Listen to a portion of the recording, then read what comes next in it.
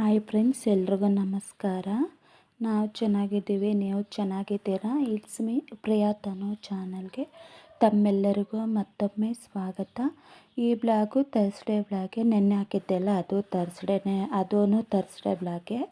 ಯಾಕೆಂದರೆ ಫೆಸ್ಟಿವಲ್ ಹಬ್ಬ ಇತ್ತಲ್ವ, ಸೊ ಹಾಗಾಗಿ ಹಬ್ಬದ ದಿನವೇ ನಾವೆಲ್ಲ ಮುಂದಿನ ದಿನವೇ ಪ್ರಿಪ್ರೇಷನ್ ಮಾಡ್ಕೋಬೇಕಲ್ವ ಹಬ್ಬಕ್ಕೆ. ಸೊ ಆ ಬ್ಲಾಗಿತ್ತು. ನಾವು ವರಲಕ್ಷ್ಮಿ ಅಮ್ಮನನ್ನು ಯಾವ ರೀತಿ ಅಲಂಕಾರ ಮಾಡ್ತೀವಿ ಅನ್ನೋದು ಈ ವಿಡಿಯೋದಲ್ಲಿ ನಾನು ತೋರಿಸ್ತೀನಿ. ತುಂಬ ಚಿಕ್ಕ ಬ್ಲಾಗೇನೆ ಇದು, 5 ಮಿನಿಟ್ಸ್ ಇದೆ ಅಷ್ಟೇ. ನಾನು ಅಷ್ಟೇ ಟ್ರಿಮ್ ಮಾಡಿಬಿಟ್ಟು ವಿಡಿಯೋ ಫುಲ್ಲು 5 ಮಿನಿಟ್ಸ್ಗೆ ಇಟ್ಟಿದ್ದೀನಿ. ಫಸ್ಟು ಶಾಪಿಂಗ್ ಎಲ್ಲ ಮಾಡ್ಕೊಂಬಂದು 6 ಗಂಟೆ ಆಯಿತು. ಎಲ್ಲ ಕೆಲಸ ಮುಗಿಸ್ಕೊಂಡು ನಾನೊಂದು ವಿನಾರ ಹೊಲಿದ್ಬಿಟ್ಟು ಹೋದೆ. ಇನ್ನೆಲ್ಲ ಮಿಕ್ಕಿದ್ದೆಲ್ಲನೂ ನಮ್ಮ ಹಸ್ಬೆಂಡೇ ಹೊಲಿದ್ಬಿಟ್ರು. ನನಗೆ ಇಂಥ ಟೈಮಲ್ಲಿ ತುಂಬ ಸಪೋರ್ಟಿವ್ ಇರ್ತಾರೆ ನಮ್ಮ ಹಸ್ಬೆಂಡು. ನನಗೆಲ್ಲ ಕೆಲಸದಲ್ಲೂ ಅಷ್ಟೇ ತುಂಬ ಚೆನ್ನಾಗಿ ಹೆಲ್ಪ್ ಮಾಡಿಕೊಡ್ತಾರೆ. ನಂಗೆ ಅವರಂದ್ರೆ ಅಷ್ಟೇ ತುಂಬ ಇಷ್ಟ. ಅವ್ರಿಗೂ ನನ್ನಂದ್ರೆ ಅಷ್ಟೇ ಇಷ್ಟ, ಅದಕ್ಕೆ ಅಷ್ಟೊಂದು ಹೆಲ್ಪ್ ಮಾಡ್ತಾರೆ. ಅಮ್ಮನನ್ನು ಎಲ್ಲ ಅಲಂಕಾರ ಮಾಡುವಷ್ಟರಲ್ಲಿ ನಮಗೆ 12:30 ಆಯಿತು ನೈಟಲ್ಲಿ. ಥರ್ಸ್ಡೇನೇ ಇಷ್ಟೆಲ್ಲ ನಾವು ಮಾಡ್ಕೊಂಡಿದ್ದು ನೈಟು.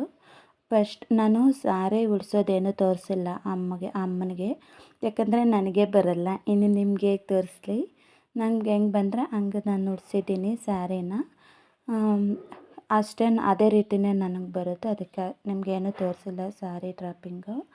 ನೆಕ್ಸ್ಟು ಸ್ಯಾರಿ ಎಲ್ಲ ಉಡಿಸ್ಬಿಟ್ಟು ಅಮ್ಮನಿಗೆ ಎಲ್ಲ ಒಡವೆ ಅದು ಇದೆಲ್ಲ ಹಾಕ್ಬಿಟ್ಟು ನೀಟಾಗಿ ಅಲಂಕಾರ ಮಾಡಿದ್ದೀನಿ. ನಾನು ಸೀರೆ ಉಡಿಸೋ ಅಷ್ಟರಲ್ಲಿ ನಮ್ಮ ಹಸ್ಬೆಂಡು ಬಾಳೆ ಬರುತ್ತಲ್ಲ ಅದೆಲ್ಲ ಎತ್ಕೊಂಡ್ಬಂದು ಟೀಪಾಯಿಗೆ ಕಟ್ಟೆ ಮತ್ತು ಆ ಕೋಲುಗಳೆಲ್ಲ ಕಟ್ಟಿದ್ದಾರೆ. ಯಾಕೆ ಅಂದರೆ ಹೂವು ಅದೆಲ್ಲ ಹಾರಗಳು ಸ್ವಲ್ಪ ದಪ್ಪ ದೊಡ್ಡವಲ್ಲ, ಅದು ದೇವ್ರಿಗೆ ಹಾಕೋಕ್ಕಾಗಲ್ಲ, ಬಿದ್ದೋಗ್ಬಿಡುತ್ತಲ್ಲ. ಸೊ ಅದಕ್ಕೆ ಆ ರೀತಿ ಮಾಡಿರೋದು. ನೋಡ್ರಿ ಎಷ್ಟೆಷ್ಟು ದೊಡ್ಡ ದೊಡ್ಡ ಹಾರಗಳು ಹೊಲ್ದುಬಿಟ್ಟಿದ್ದಾರೆ, ದಪ್ಪ ಹಾರಗಳು. ಆ ಹಾರಗಳೇನನ್ನ ಹಾಕಿದ್ರೆ ಅದು ಇರುತ್ತಾ ಕಲಶ ಮುಂದಕ್ಕೆ ಬಿದ್ದೋಗುತ್ತಲ್ಲ. ಸೊ ಹಾಗಾಗಿ ನಾವು ಆ ರೀತಿ ಮಾಡಿದ್ದೀವಿ. ನಾವಿಬ್ಬರೇ ಅಲ್ಲ ಇಷ್ಟೆಲ್ಲ ಕೆಲಸ ಮಾಡಬೇಕಾಗಿತ್ತು, ಇನ್ಯಾರೂ ಇಲ್ಲ. ಸೊ ಅದಕ್ಕೆ ಇನ್ನು ಎಲ್ಲ ನಾನೊಬ್ಬಳೇ ಮಾಡಬೇಕಂದ್ರೆ ನನಗೆ ಅಷ್ಟೊಂದು ಬರಲ್ಲ. ಸೊ ಅದಕ್ಕೆ ಅವರೂ ನಿದ್ದೆ ಮಾಡ್ದಿರ ಪಾಪ ನನಗೆಲ್ಲ ನೀಟಾಗಿ ಅಲಂಕರಣ ಮಾಡಿಕೊಡ್ತಾಯಿದ್ದಾರೆ ದೇವರಿಗೆ. ನಾನು ಸ್ವಲ್ಪ ವೀಡಿಯೋ ಫಾಸ್ಟಲ್ಲಿ ಇಟ್ಟಿದ್ದೀನಿ, ಯಾಕೆಂದರೆ ತುಂಬ ಲೆಂತಿ ಆಗುತ್ತೆ, ಯಾರೋ ನೋಡೋಕ್ಕೂ ಬೋರ್ ಅನಿಸುತ್ತಲ್ಲ. ಸೊ ಅದಕ್ಕೆ ನಾನು ಫಾಸ್ಟಲ್ಲಿ ಇಟ್ಟಿದ್ದೀನಿ ಆ ವಿಡಿಯೋನ, ನೀವು ನೋಡಬಹುದಲ್ಲ. ಹಾಗಾಗಿ ಇವೆಲ್ಲನೂ ನಾವೇನು ಒಂದು ಹಾರನೂ ತೊಗೊಂಬಂದಿಲ್ಲ, ದುಡ್ಡು ಕೊಟ್ಟು. ನಮ್ಮ ಮನೆ ಹಿಂದೆ ಒಬ್ಬರಿದ್ದಾರೆ, ಅವರು ಹೂಗಳಾಕ್ತಾರೆ, ತೋಟ ಫ್ಲವರ್ಸ್ ತೋಟ ಇದೆ. ಈ ಹೂವು ಎಲ್ಲ ಅವರೇ ಕೊಟ್ಟಿರೋದು. ಸೇವಂತಿಗೆ ಹೂವು, ಎಲ್ಲೋ ಇದೆಲ್ಲ, ಅದು ವೈಟು, ನೆಕ್ಸ್ಟು ರೋಸು, ಇಷ್ಟು ಅವರೇ ಕೊಟ್ಟರು. ನೆಕ್ಸ್ಟು ಇನ್ನೊಂದು ಚಾಕ್ಲೇಟದು ಹೂವು ಇದೆಯಲ್ಲ, ಅದೆಲ್ಲನೂ ನಾವು ಇನ್ನೊಂದು ಹಳ್ಳಿಗೆ ಹೋಗಿದ್ವಿ, ಅವರು ಅಲ್ಲಿ ಕೊಟ್ಟರು. ಮತ್ತು ಅಲ್ಲಿ ಸ್ವಲ್ಪ ರೋಜಾ ಹೂವು ಮತ್ತು ಈ ಚಾಕ್ಲೇಟ್ ಆದಷ್ಟು ಫ್ಲವರ್ಸ್ ಅಲ್ಲೇ ಕೊಟ್ಟರು.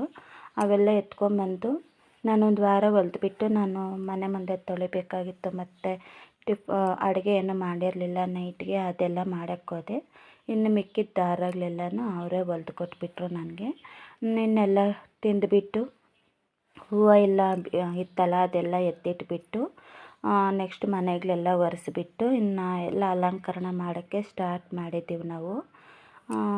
ಅಂದರೆ ಈ ವರ್ಷ ಅಷ್ಟೇ ತುಂಬ ಚೆನ್ನಾಗಾಯಿತು, ಅಲಂಕಾರ ಎಲ್ಲ ಚೆನ್ನಾಗಿ ಮಾಡಿದ್ದೀವಿ.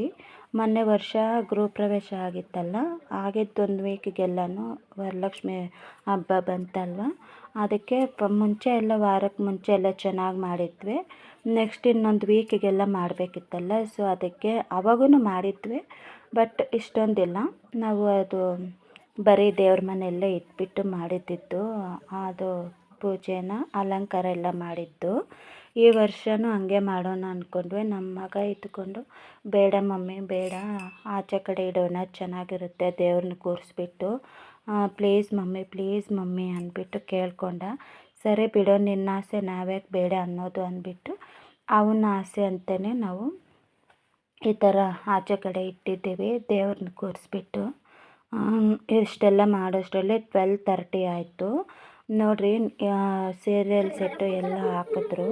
ಆದರೆ ಚೆಕ್ ಮಾಡ್ಕೋಬೇಕಲ್ಲ ಬರ್ತಾಯಿದೆಯೋ ಇಲ್ವಾ ಎಲ್ಲ ಲೈಟಿಂಗ್ಸ್ ಅಂದ್ಬಿಟ್ಟು ಚೆಕ್ ಮಾಡಿದ್ರು, ಚೆನ್ನಾಗೇ ಬಂತು. ನೆಕ್ಸ್ಟು ಫೈನಲ್ ಟಚ್ ತೋರಿಸ್ತೀನಿ ನೋಡಿರಿ ನಾವು ಯಾವ ರೀತಿ. ಫಸ್ಟು ಇದು ದೇವ್ರ ಮನೆ ತೋರಿಸ್ತೀನಿ. ಅವರಲ್ಲಿ ಮಾಡ್ಕೊತಾ ಇದ್ದರೆ ನಾನು ದೇವ್ರ ಮನೆಗೆ ಹೋಗ್ಬಿಟ್ಟು ಫ್ಲವರ್ಸ್ ಎಲ್ಲ ಇಟ್ಟು ನಾನು ಅಲ್ಲಿ ಅಲಂಕಾರ ಮಾಡಿದೆ. ಇಲ್ಲಿ ನಾನು ಅಲ್ಲಿ ಮಾಡೋ ಅಷ್ಟರಲ್ಲಿ ಇಲ್ಲಿ ಅವರು ಅಮ್ಮನ ಹತ್ರ ಅವ್ರು ನೀಟಾಗಿ ಅಲಂಕಾರ ಮಾಡಿಬಿಟ್ರು. ಒಂದೇ ಸಲ ದೇವ್ರ ಮನೆ ಇದೆಲ್ಲ ರೆಡಿ ಆಗೋಯಿತು. ನೆಕ್ಸ್ಟು ತುಳಸಿ ಗಿಡ ಹತ್ರಕ್ಕೆ ಹೋದ್ವಿ. ಅಲ್ಲಿ ಇಷ್ಟು ನೀಟಾಗಿ ಅಲಂಕಾರ ಮಾಡಿದ್ದೆಲ್ಲ ನಾನು ರಂಗೋಲಿ ಎಲ್ಲ ಹಾಕಿ ಬೆಳಗ್ಗೆ 5:30 ನೋಡೋ ಅಷ್ಟರಲ್ಲಿ ರಂಗೋಲಿ ಎಲ್ಲ ಹೊರಟೋಗಿತ್ತು. ಇಷ್ಟೇ ಫ್ರೆಂಡ್ಸ್, ಬಾಯ್.